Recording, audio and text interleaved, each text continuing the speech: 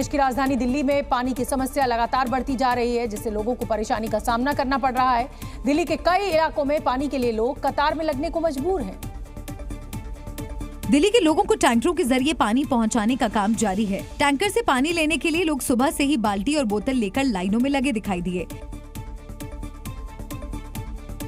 यह हाल दिल्ली के ज्यादातर इलाकों के हैं। लोग पानी के लिए लंबी लंबी लाइन की कतार में लगने को मजबूर हो गए। पानी की समस्या आज भी जो की तो बनी हुई है। हमारे आसपास त्रिलोकपुरी की बात करूँ, मेरे फेज 1 सोसाइटी अपार्टमेंट में सभी में गंगा वाटर आता है, लेकिन आज भी इस पूरे गांव में पानी की समस्या बनी हुई है। दिक्कत हमने यहाँ पर 5 बजे से लाइन में लगे हुए हैं। हाँ, पूरी उम्मीद के साथ पानी मिलेगी, लेकिन ये कोई ज़रूरी नहीं है पानी भी मिल जाएगी। लोग अपने जरूरी काम करने से पहले पानी के लिए सुबह से जद्दोजहद करते दिखाई देते हैं। जम्मू कश्मीर के डोडा में सुरक्षा बलों ने बड़ी कार्रवाई करते हुए 3 आतंकवादियों को मार गिराया। जैसे कि मैंने आपको बताया, डोडा जिले में सर्च ऑपरेशन के दौरान सुरक्षा बलों ने गंडोह इलाके में आतंकियों को घेर लिया और उनके खिलाफ हमला बोल दिया, जिसमें तीनों आतंकी ढेर हो गए। जिसके बाद सुरक्षा बलों और आतंकियों के बीच फायरिंग शुरू हो गई।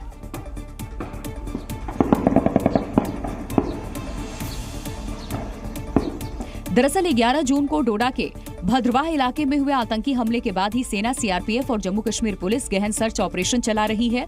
सुरक्षा बलों को गंडोह इलाके के एक गांव में कई आतंकियों के छिपे होने की खबर मिली, जिसके बाद पूरे इलाके को घेरकर सर्च ऑपरेशन चलाया गया। इस दौरान आतंकियों ने फायरिंग शुरू कर दी। सेना ने भी आतंकियों पर जवाबी कार्रवाई करते हुए फायरिंग की। सुरक्षा बलों और आतंकवादियों के बीच लगातार हो रही गोलीबारी से पूरा इलाका दहल गया और फायरिंग, धमाके की आवाज सुनाई दी।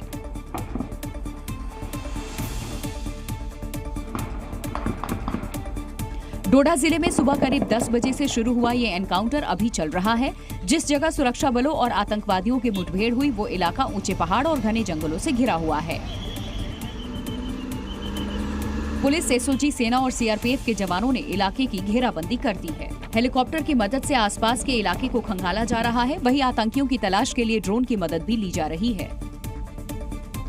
और चलिए अब आपको 2 तस्वीरें दिखाते हैं। मारे गए आतंकियों के पास से अमेरिकी M4 राइफल और 2 AK-47 बरामद की गई हैं। सुरक्षा बलों को इलाके में आतंकियों के छिपे होने की सूचना मिली थी और उसके बाद इलाके में बड़े पैमाने पर सर्च ऑपरेशन चलाया गया।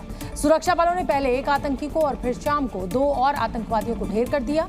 आतंकी कच्चे मकान में छिपे हुए थे। बाबा बर्फानी की पूजा के लिए श्रद्धालुओं का अमरनाथ पहुंचना अब शुरू हो गया है। 29 जून से शुरू होने वाली अमरनाथ यात्रा को लेकर तैयारियां लगभग पूरी हो चुकी हैं। यात्रा शुरू होने से पहले सुरक्षा बलों ने घाटी की सुरक्षा तैयारियों की भी समीक्षा की। और जम्मू में भगवती नगर यात्री बेस कैंप में मॉक ड्रिल सुरक्षा तैयारियों का जायजा लिया। सेना के वरिष्ठ अधिकारियों की मौजूदगी में इस मॉक ड्रिल में मेटल डिटेक्टर मशीनों और सुरक्षा बलों की तैनाती की समीक्षा की गई। कैंप की जो एंट्रेंस है वहां पर सीसीटीवी कैमरा इंस्टॉल्ड, जो फ्रेम डोर्स हैं, सिक्योरिटी फ्रेम डोर्स, वो यहां पर इंस्टॉल किए गए हैं और इस फ्रेम डोर से गुजरने वाले हर एक यात्री की प्रॉपर वीडियो रिकॉर्डिंग जो है वो की जाएगी, ताकि कोई भी संदिग्ध व्यक्ति या फिर संदिग्ध वस्तु यहां से क्रॉस ना हो।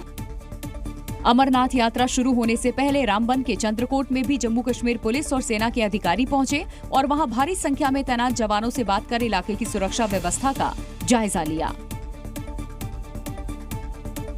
वहीं जम्मू से उधमपुर तक भी पुलिस और सुरक्षा बलों ने अमरनाथ यात्रा काफिले का सफलतापूर्वक ड्राई रन किया। इस दौरान जम्मू श्रीनगर नेशनल हाईवे पर सुरक्षा बलों ने तीर्थयात्रियों और खाद्य आपूर्ति ले जाने वाले वाहनों के काफिले की सुरक्षा को लेकर ड्रिल की।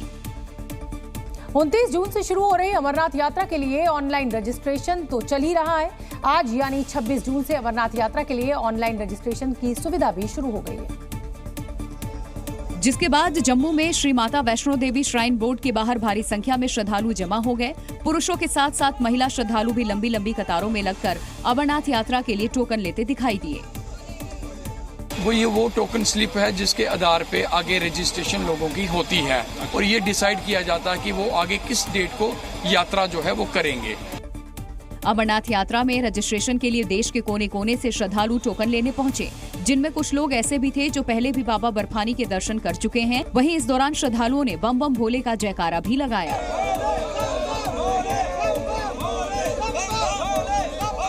लोगों को ना बहुत जोश है और हम दोबारा जा रहे हैं और हमको बाबा हर साल यूं ही बुलाते रहे और हम हर साल यूं ही जाते रहेंगे।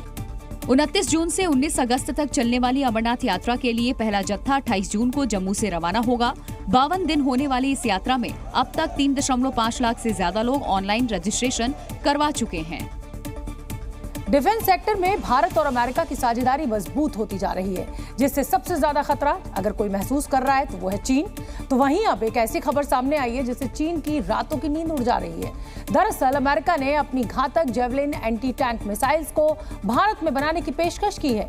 हम आपको बता दें कि जेवलिन मिसाइल अपने टारगेट पर अचूक निशाना साधने के लिए इंफ्रारेड तकनीक का इस्तेमाल करती है। इसकी लंबाई 108 सेंटीमीटर होती है और मिसाइल लॉन्चर का वजन मिसाइल समेत 22 किलो 300 ग्राम होता है। Javelin missile day night vision site से लैस होती है। ये मिसाइल 2500 मीटर तक सटीक निशाना साध सकती है। इस मिसाइल को टैंकों के खिलाफ सबसे अधिक प्रभावी माना जाता है। इसका इस्तेमाल छोटे भवनों और बंकर्स को नष्ट करने के लिए किया जाता है। जेवलिन मिसाइल को फायर एंड फॉरगेट हथियार के नाम से भी जाना जाता है। इसे फायर करने से पहले टारगेट को लॉक कर दिया जाता है और ट्रिगर दबाने के बाद मिसाइल सेल्फ गाइडेड मोड में पहले से सेट टारगेट को पलक झपकते ही तबाह कर देती है। साइज में छोटा और कम वजनी होने के कारण इसे कंधे पर रखकर दागा जा सकता है। अमेरिकी सेना 1996 से ही जेवलिन मिसाइल का इस्तेमाल कर रही है।